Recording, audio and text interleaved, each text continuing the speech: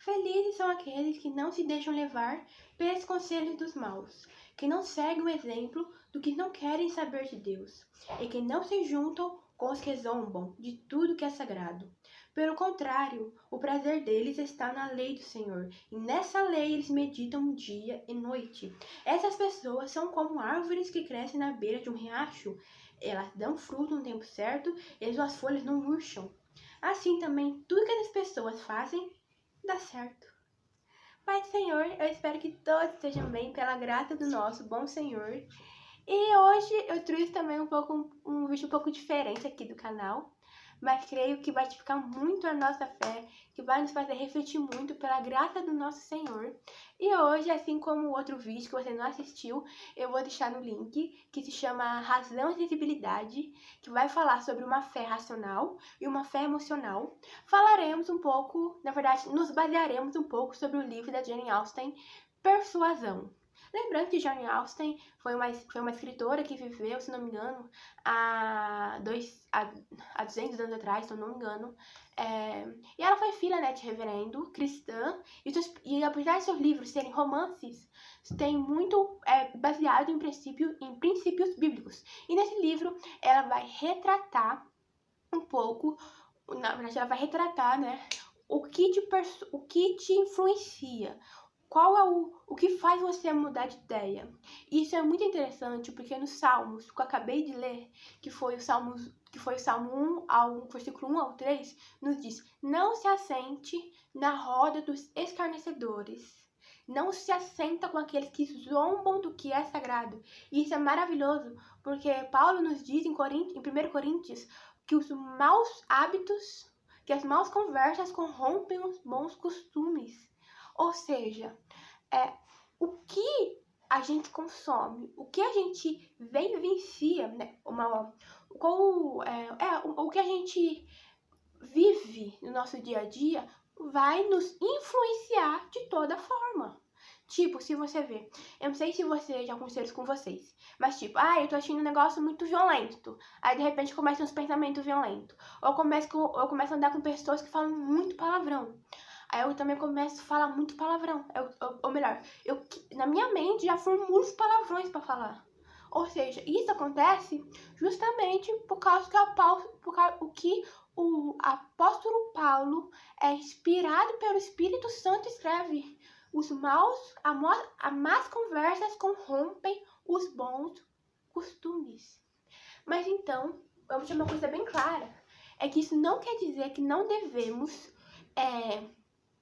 ter amizade com pessoas que não são cristãs. Muito pelo contrário. Se vermos na Bíblia, Jesus almoçava e se sentava com cobradores de impostos, que naquela época eram considerados os maiores pecadores, eram considerados os traidores de Israel, porque eram israelitas, né, que passaram para o lado dos romanos, que naquela época subjugava, mandava em Israel.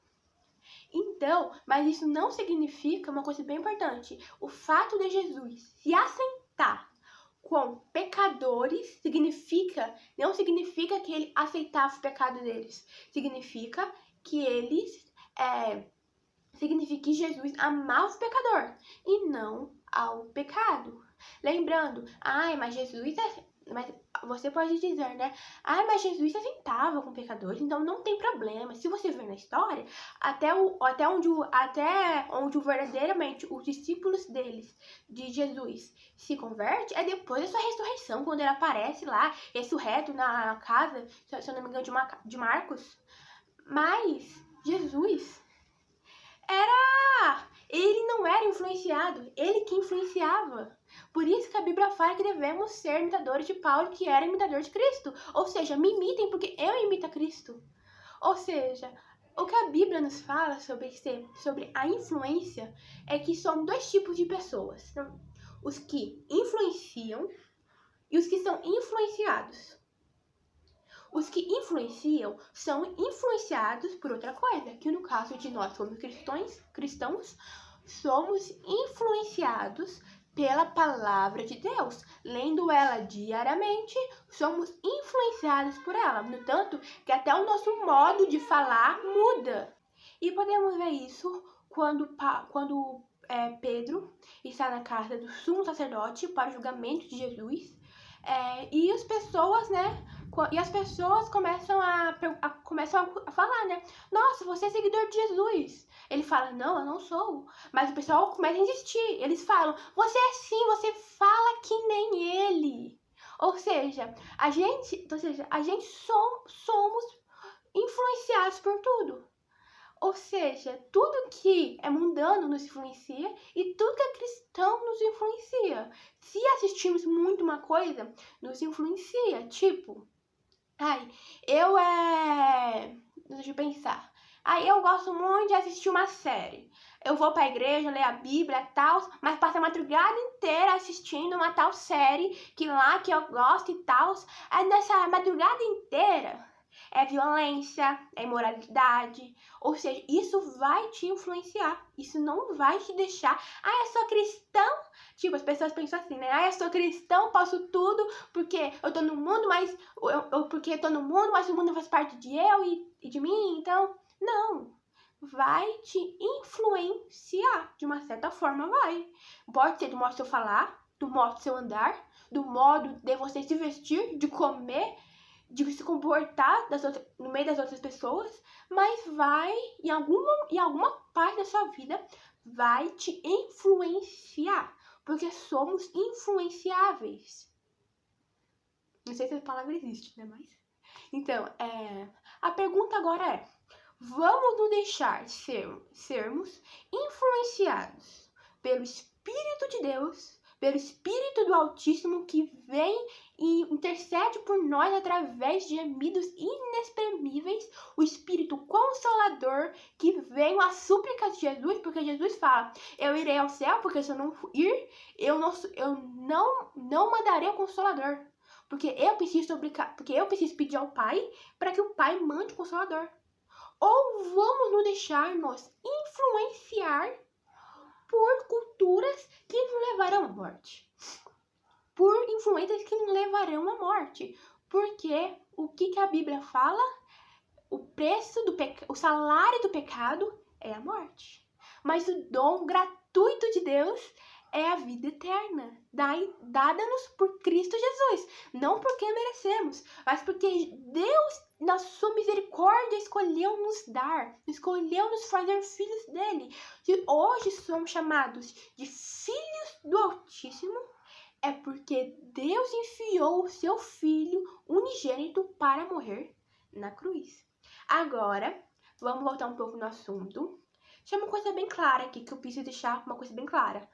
Não estou falando para você não ter amizades não cristãs. Afinal, estamos no mundo, na escola, no trabalho, na faculdade, na rua, na vizinhança. Vamos ter laços com pessoas não cristãs. Isso é um fato, ninguém vai mudar isso. Mas ainda não, né? Porque vai chegar um grande dia, né? Mas Jesus nos diz uma coisa muito importante. Ele diz, vigiem e orem. É fácil querer resistir à tentação. O difícil mesmo é conseguir. Paulo também nos fala, instruído pelo Espírito Santo, não há nenhuma tentação que Deus não permite, que sabemos que não iremos conseguir vencê-la. E mais ainda, toda vez que temos uma tentação, Deus vai enviar um escape. Mas aonde eu quero chegar com tudo isso? A questão é, precisamos ter laços com pessoas não cristãs para que venhamos praticar o evangelismo. Ir por o mundo, pregar o evangelho a toda criatura. Quem crê e for batizado será salvo, quem não crê já está condenado. Mas a questão é, devemos nos deixar ser influenciados por aqueles que servem a Deus, por aqueles que leem a palavra de Deus e nela meditam dia e noite. Não se deixem ser influenciados por pessoas que apenas corrompem, que apenas falam mal, que apenas zombam das coisas sagradas de Deus. Não façam isso. Sejam fiéis ao Senhor. Se você estiver numa roda de escarnecedores, de pessoas não cristãs, não tente. Você provavelmente vai se sentir um peixe fora d'água. E isso é maravilhoso, porque não somos mais nesse mundo. Ai, mas quero me enturmar. Então, né? Então, isso é maravilhoso, você sentir um peixe fora d'água. Porque antes você fazia parte daquilo, você falava mal de Deus, você zombava de Deus, você fazia parte da roda dos escarnecedores. Mas agora você faz parte da família de Cristo, do corpo de Cristo, da noiva de Cristo. Você não é mais aquele que antes era. Eis que tudo se fez novo. É isso que significa, eis que tudo se fez novo. Então, em tudo, lembre da palavra do Senhor. Seja fiel a Deus. Não se deixe influenciar pelas coisas que não são de Deus. E como eu faço isso, Kailana? Pois então, vamos lá. E a resposta é me vigiando. É uma resposta um pouco simples, porque Jesus fala vigiai e orai. Mas quando você põe nessa prática, isso é muito importante. Porque a gente precisamos estar regulando os nossos próprios pensamentos. E isso não é impossível, muito pelo contrário, porque temos o Espírito Santo dentro de nós. Já temos toda a força que precisamos dentro de nós. Assim, no momento que nos arrependemos e aceitamos Cristo Jesus em nós, e aceitamos Cristo Jesus em nossos corações e declaramos que somos dele, o Espírito Santo bate a habitar em nós. Ou seja, é um atento para não confundir a descida do Espírito Santo em nós, por meio da sua salvação, do que os dons do Espírito Santo, ok? Então já temos toda a força em nós. Nós temos o Espírito do Altíssimo em nós. Já temos toda a força necessária. E Deus não vai nos colocar em um lugar onde Ele saiba que não podemos vencer. Porque Paulo nos fala que Deus só nos dá tentações que podemos vencer.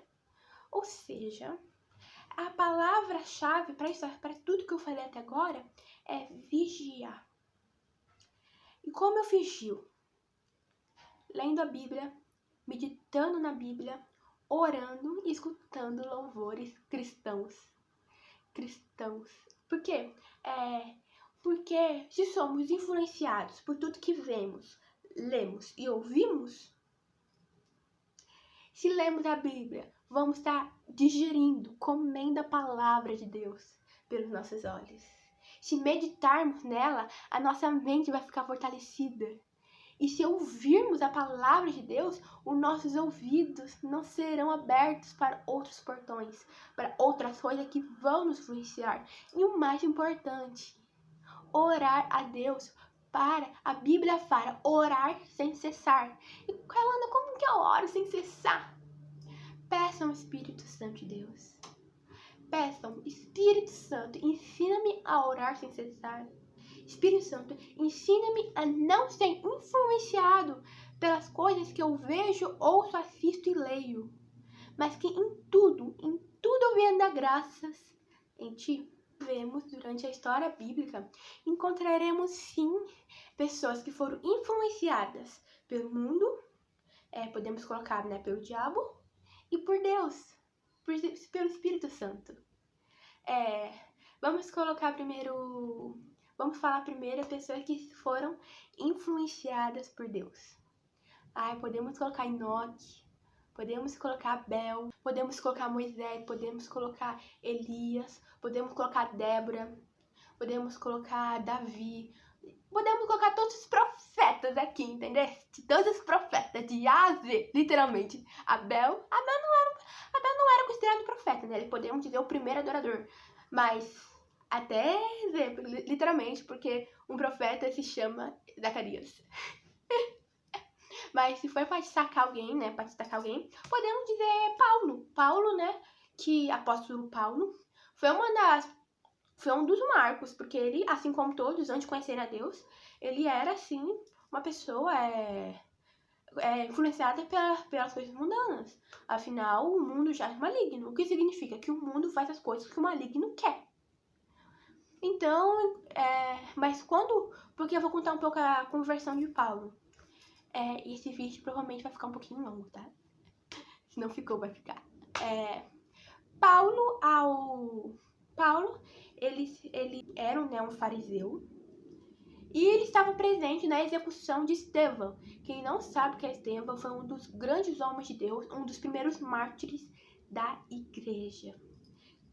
E ele estava presente lá. Ele pediu uma carta para a sinagoga de Jerusalém para perseguir cristãos em Damasco. Olha isso. E no caminho de Damasco, apareceu para ele. Jesus apareceu para ele. E isso deixou ele cego. Porque o brilho de Deus, o brilho de Jesus, a glória é mais forte que o sol. É mais forte que o sol. Porque quando você olha pro sol, dos meio-dia, né? Aqui, ó. Dos meio-dia, você fica cego durante alguns momentos. Até a sua visão, sabe? Paulo não. Paulo ficou cego ao contemplar a glória de Deus. É por isso que Isaías diz por isso que Isaías descreve a glória de Deus. Eu, Isaías, vi o Senhor assentado sobre um alto sublime trono. A glória enchia a casa. Ou seja, é a glória de Deus. É o poder santo de Deus.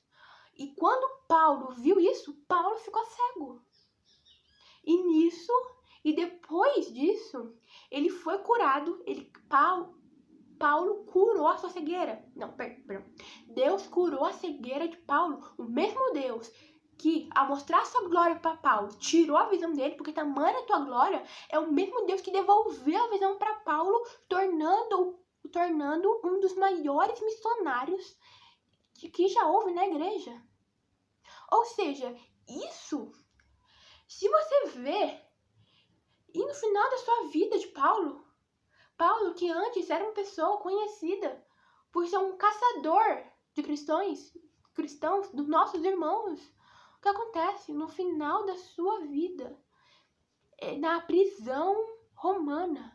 Para quem não sabe, como segue o costume das tradições cristãs, Paulo foi morto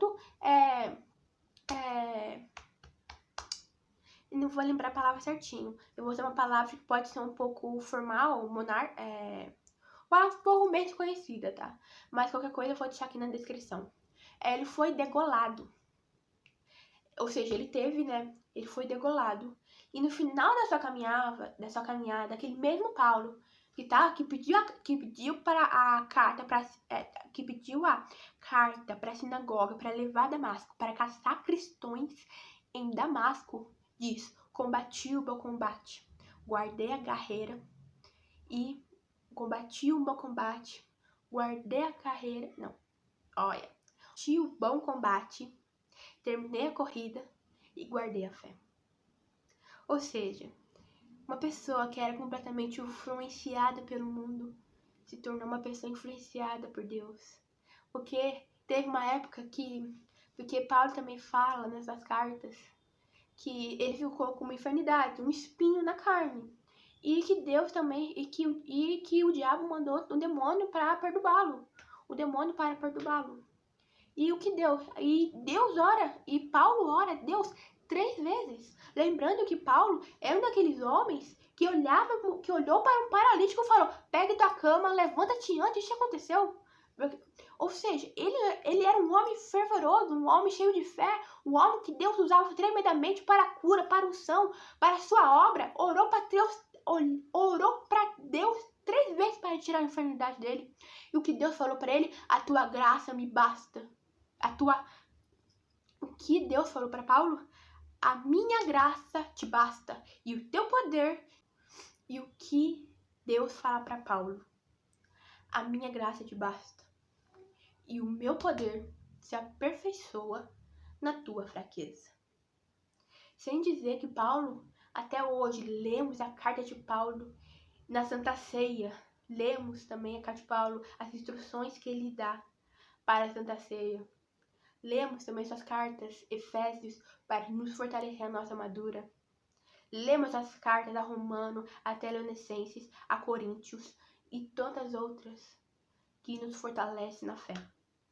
Ou seja, um homem que durante muito tempo caçou cristãos se tornou um dos maiores cristãos, homens de Deus, que foi usado tremendamente e que até hoje lembramos o nome dele. Então, e agora falaremos um pouco sobre pessoas que eram sim, tá? Pessoas que eram sim influenciadas pelo mundo, ou que foram influenciadas pelo mundo. Primeira pessoa que eu irei citar, Eva, que foi influenciada pela serpente. Eva que foi influenciada pela serpente. Os cidadãos, aqueles que queriam construir a Torre de Babel, que foram influenciados pelo diabo. Serpente é a mesma coisa, tá? Que foram influenciados pelo diabo, com desejo, porque não vou contar toda a história aqui, né? Mas o diabo queria ser como Deus e por isso ele arrumou uma grande revolta no céu. Ele foi expulso do céu. E é por isso que ele meio que, tipo, eu vou fazer esses humanos chegarem até o céu, sabe? Onde Deus mora.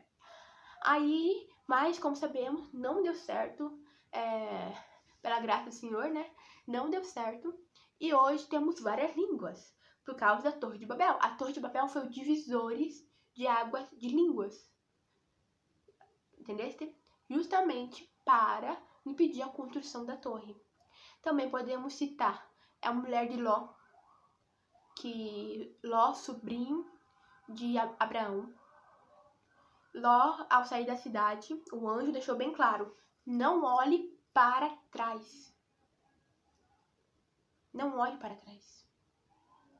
Mas a mulher de Ló olha. Nisso que ela olha, era vir uma estátua de sal. Podemos citar os israelitas, que apesar que Deus fala, não se deixe ser influenciados por outros povos.